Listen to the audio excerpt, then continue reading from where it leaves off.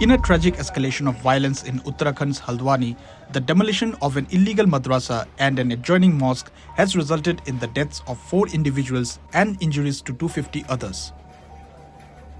The unrest, which erupted on 8 February, has prompted the enforcement of a citywide curfew, the issuance of shoot-at-sight orders for rioters, and a complete shutdown of internet services. Schools have also been closed as a safety precaution. The tensions reached a critical point when a government team, bolstered by significant police forces, initiated the demolition of the structures under a court directive. The move sparked intense opposition from the local community, leading to clashes. According to reports, over 50 policemen sustained injuries in the confrontation, alongside several administration officials, municipal workers, and journalists. इस property पर, जो कि खाली property है, जिसमें 2 structures हैं जो कहीं पर भी ना तो किसी धार्मिक संरचना के रूप में रजिस्टर्ड हैं, ना ही किसी प्रकार से मान्यता प्राप्त हैं। उन स्ट्रक्चर्स को कुछ लोग मदरसा कहते हैं, कुछ लोग उसको नमाज स्थल कहते हैं, लेकिन उसका विधिक रूप से दस्तावेजों के अंतर्गत कोई अस्तित्व वर्तमान में नहीं है। उनको हमने खाली कराया, जो ओपन स्पेस था उसका कब्जा ले लिया गया। तो इन स्ट्रक्चर्स पर नोटिस चस्पा करे गए और खुद से ही अपना अतिक्रमण 3 दिन के अंदर हटाने के निर्देश दिए गए।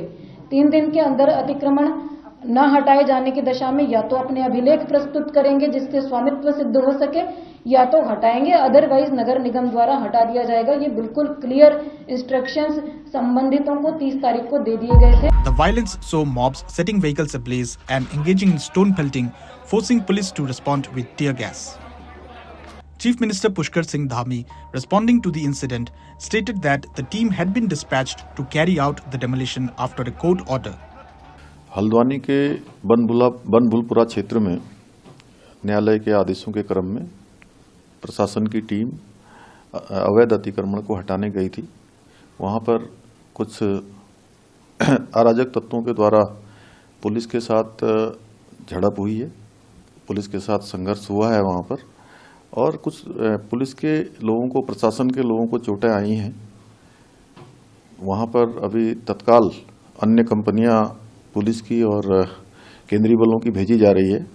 सभी से शांति बनाने का हमने अपील की है, कर्फ्यू लगा दिया गया है, और जो भी इसमें दंगाई होंगे, जो भी इस प्रकार का अतिक्रमणकारी होंगे, जिन्होंने आगजनी की है, उनके खिलाफ कठोर कार्रवाई की जाएगी।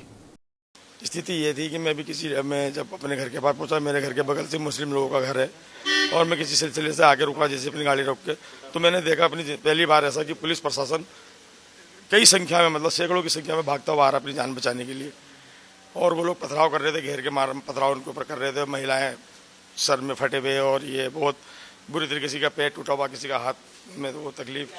तो इस वजह से उन्होंने हमसे कहा कि आप लोग देख रहे हो, हमें बचा नहीं रहे हो। तो फिर हमने उनको बचाने का प्रयास किया, उनको रोका, उसमें हम भी घायल हो गए।